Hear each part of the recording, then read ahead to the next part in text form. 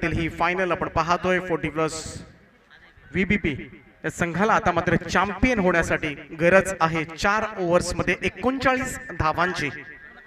सलामीची जोडी मैदानामध्ये इन्फॉर्म बॅट्समन ज्यांनी आजपर्यंत मात्र कित्येक मैदान आपल्या फलंदाजीच्या चोऱ्यावर मात्र गाजवलेत, अधिराज्य गाजवले गेले कित्येक वर्ष या ग्रामीण टेनिस क्रिकेटवर, आणि तोच अधिराज्य गाजवणारा सगळ्यांच्या मनामध्ये असणारा खेळाडू म्हणजे विश्वास पाटील। मोठ्या विश्वासाने तो नेहमीच प्रत्येक गोलंदाजाला सामोरं गेलाय, परंतु इथे थोड्याशा मी म्हणेन धावा कमी झाल्यात हिमांशू एंटरप्राइजेस आदर्श पनवेल संघाची, कारण गोलंदाजी खूप चांगली झाली आज। संपूर्ण विचार केला VBP 40+ संघाचं पहिलं षटक अंगद पाटील येतोय राईट अमोर द विकेट ना।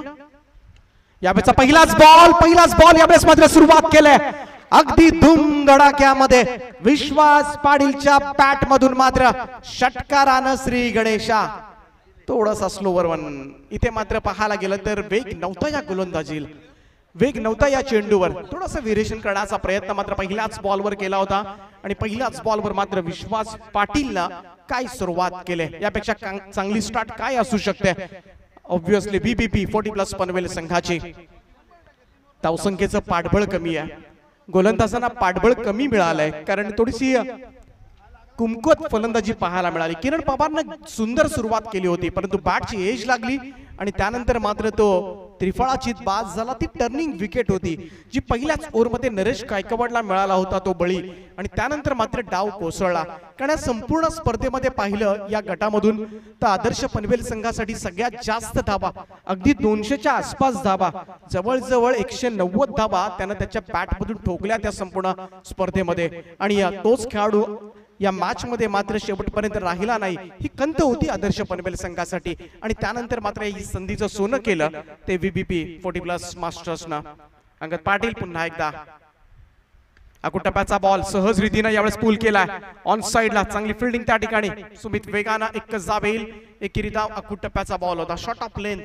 अंगद पाटीलला चांगला लाईन आणि लेंथवर परतावं लागेल, ही मॅच डिपेंड करायची असेल तर अंगद पाटीलला मात्र आपले चांगले परफॉर्मन्स आठवावे लागतील।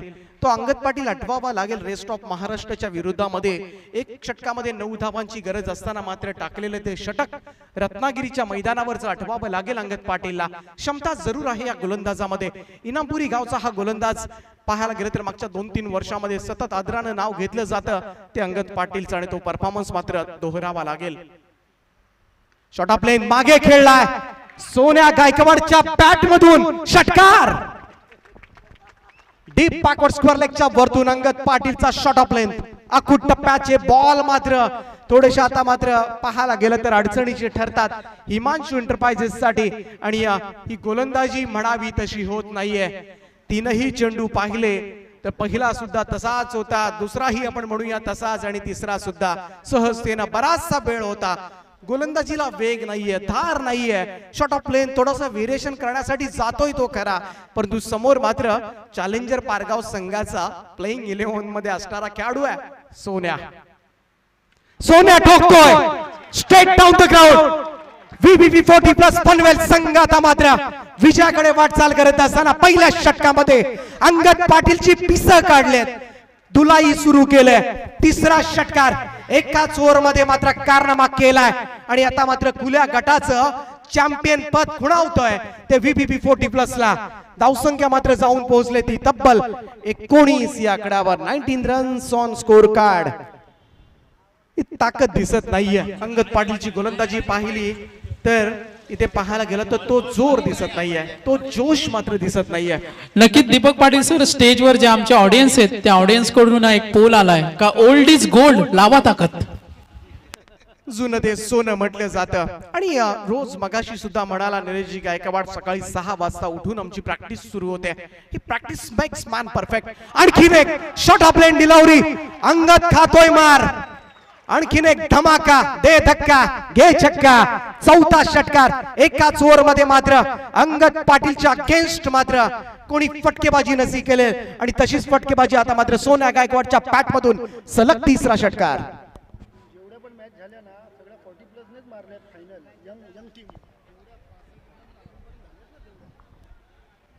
यावर्षी मॅचेस पाहिलं तर 40+ संघ भलत्याच फॉर्म मध्ये, बऱ्याच वेळा आपण पाहिल्या बऱ्याचशा स्पर्धा 40+ न फायनल जिंकल्यात समोर यंग टीम असताना सुद्धा.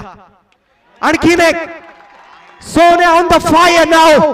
जोरदार टाळ्यांचा वर्षाव मात्र सोना गायकवाड साठी शिट्ट्या वाजल्या जातात. मैदानाच्या चौफेर ओल्ड इज गोल्ड.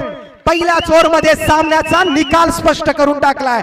पहिल्याच ओव्हर मध्ये पाहायला गेलं तर अंगद पाटील हे षटक विसरावा लागेल.